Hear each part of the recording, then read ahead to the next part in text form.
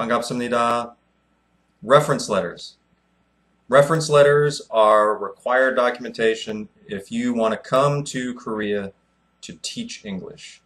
Now they're pretty straightforward. If you've ever applied for a job before or anything that is sensitive in nature, taking care of people or volunteering or anything like that, you're going to need reference letters just to say, you know, this person is a good worker, they're a good guy, they're trustworthy, things like that. So to get into the public school system, EPIK, the EPIK program, you're going to need 2 reference letters.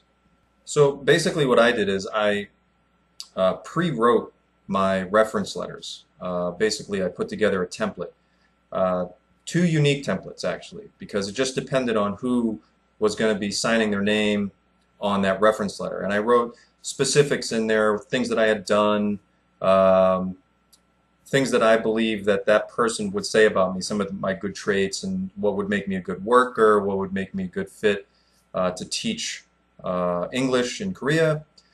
Then I basically just sent it to them. They would sign it and then scan it and send it back. Now, one little thing did happen in my process. One of the letters was, according to my recruiter at the time, maybe a little bit short. I didn't really think so, but they thought it would be a good idea if I had another one. So I agreed. I didn't want to take a risk if they said that maybe one of them was too short. I'll just take their word for it. So I have many references. Now the 2 that I had initially chosen, they were professional references, people that I had worked for in the past. So this time I went out to more of a personal reference. Now this reference was given to me by an organization that I had volunteered with for quite a long time, and I was actually offered a job to work for this organization. It's a homeless organization that takes people in and tries to fully integrate them back into society, from taking them in, treating them well, feeding them, teaching them skills, and then getting them back out there. So I did a lot of volunteer work there, and they wrote a really great reference letter for me. I also put together the base template for that. But I think that that was important too, just to show another side of me. And I would maybe recommend, if you have other things that you do other than just working, that maybe you explore that as a choice for your reference letters. It might just shine a little better light on who you are and why it would be great for the EPIK program to have you here.